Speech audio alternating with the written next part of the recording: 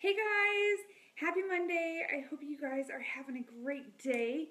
I am Beth, I am the fitness princess, and today I want to continue sharing what is inside my pantry and giving you tips on how to make over your pantry to match your new healthy lifestyle.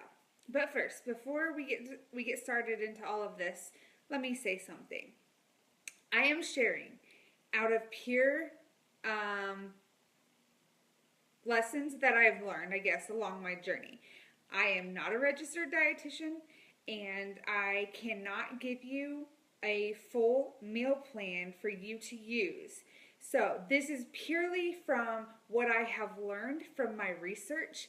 It's from my current sports nutrition certification that I'm going through. But right now, I'm just sharing my knowledge in what I've learned. So I wanted to put that forward. I also want to share this. I can give you all of these tips and ideas of what you can do in your pantry, but you have to decide for yourself what you are going to deem as healthy for you. And I can give you, especially talking about sweeteners today, there's a lot of controversy. So what I want you to do, I can't talk today for some reason. I want you to take the information that I'm giving you and I want you to research it for yourself and make those decisions for you and your family. Because every body, every physical body is different, and what I'm going to say works for me may not work for you. It may not be physically possible for you to consume something. It may not be something you want to change. So you have to take this information and you have to make the decision for you and your family based on what you've learned. So everything that I share, I have researched, and that is why I have made the decision for myself. I have done 6 rounds of Whole30. So I have done a reintroduction phase every single time, and I learn something new about myself every single time. So that is what I use to gauge my decisions. And so I want you to do your own research. Your body is your best experiment.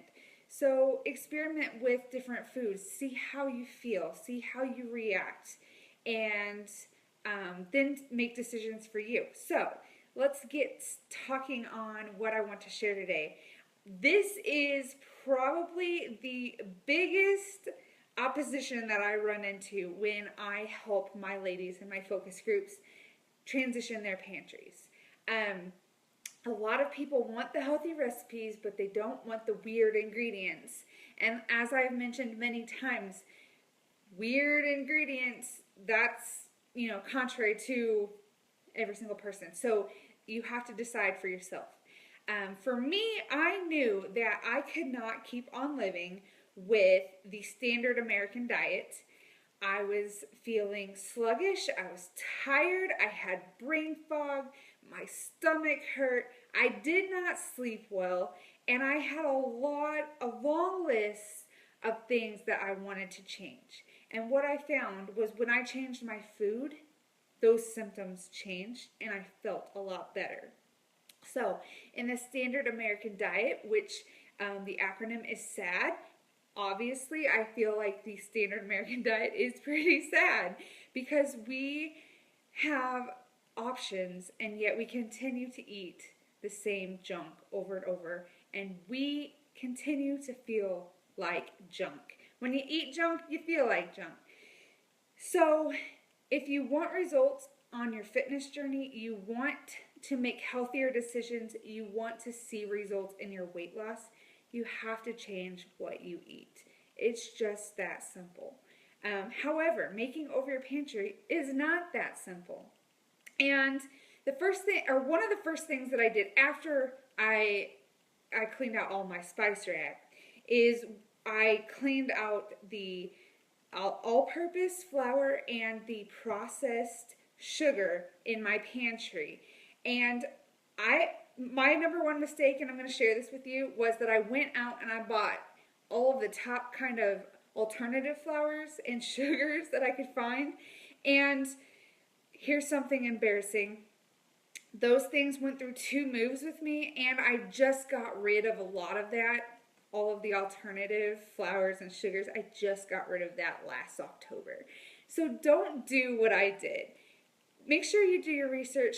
Make sure you start small. So that's why I say you don't have to change everything overnight, is because you may end up with a lot of extra stuff that you don't need. That's what happened to me. So the top flours that I use personally are almond flour and coconut flour.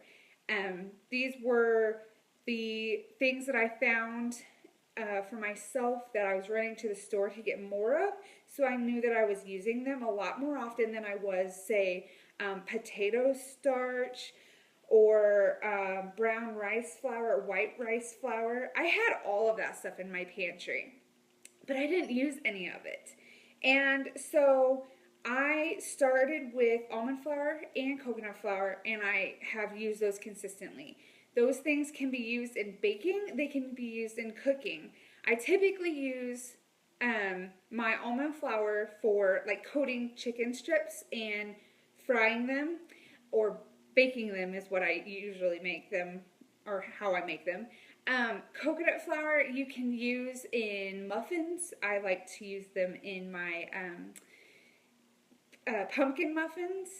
And almond flour can also be used in meatloaf instead of oats. So that was a great transition for me. Other top flours include quinoa, chickpea, and brown rice flour. Those are great options. Unfortunately for me, I have a inflammatory response to grains and legumes, so I try to keep those at bay. Quinoa is a pseudo grain. Chickpea is a legume, and brown rice is also a grain. So depending on you, how you react, you want to choose the flours that best suit your lifestyle. I know that some people are allergic to nuts, so they can't have almond or coconut. So you just have to decide what works for you and your lifestyle and your food sensitivities. Tapioca starch or flour, that is best used as a thickener. So if you think a substitute for cornmeal, cornstarch, that's a good option. And potato starch just has, it's like a flour, but it has a very distinct potato flavor to it. So those are some of the types of flours. And in my blog, I'll go into a little bit more detail so you have some idea of what you're getting yourself into.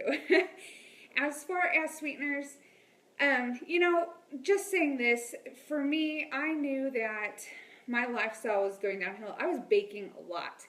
Baking with the all-purpose flour and the processed white sugar. And I had to make a decision for me, and I decided that baking was not going to be a priority because I needed to get my health in check. I knew I needed to start cooking more healthy, and those baked goods were not serving me a purpose. So you kind of have to decide that for yourself as well. Are they going to serve a purpose? Are you going to continue making cookies and cakes and brownies and all that good stuff for your family? Or is it going to sideline you and keep you from making those healthy decisions in your life? You have to decide that. For me, I don't bake near as much as I used to, and it's been a good thing for me. As far as sweeteners go, there are several other options. I decided to get rid of brown sugar and white sugar and all that normal American sugar. And we have a couple of options as far as sweeteners go. Again, I don't use near as much sugar or sweetener as I used to, and that is a very, very good thing. I've learned to like the taste of natural fruit without sugar on them, and it's a little bit of a change. But once you start that process of eliminating the sugar and just trying to eat real food, your taste buds change and adapt as well. And strawberries without sugar is still sweet, so you should try it sometime. As far as like your tea and coffee, my number one sweetener that I go to is raw local honey. And this has a great, it's a great thing for seasonal allergies, especially wherever you live, getting the local honey. Honey is almost always unprocessed, so you're getting the real stuff. So this would be my number one go-to. Another option would be stevia, but again, you should do your research with stevia. You want to get the green leaf or the extract. There is a lot of processed stevia, so make sure you know what you're getting when you go to the store. Dates, they're a natural sweetener as well, and so that would be a great option for you. And coconut sugar, if you are wanting to bake, you can use coconut sugar to replace the white sugar that you have previously used. And it's a 1-to-1 replacement, so you don't have to do any extra calculations, so that is nice. And then last but not least, maple syrup, and you want to aim for the grade B. And so I have some maple syrup. I still like to have waffles occasionally, and so having some maple syrup on that is good. And you can use maple syrup for some homemade salad dressings as well. So that would be another good option. So those are a few of my favorite things and what you can find in my pantry. I don't have brown sugar or white sugar. I don't have all-purpose flour, and it's really funny when someone comes to my house that's not used to baking or cooking like this, and they ask if I have certain things, and I'm like, nope, sorry. They'll have to go to the store and buy it. Or if I'm trying to bake or cook for a guest, I'll have to go to the store and buy a small thing of sugar so that they can have that. But I don't need it in my house. So if you have questions regarding some of these products, I'd be happy to answer your questions. You can just put them in the comments and I will get back to them. And if you need some more extra help trying to make over your pantry, let me know that as well. I hope you're having a great day, and I will talk to you all later. Bye!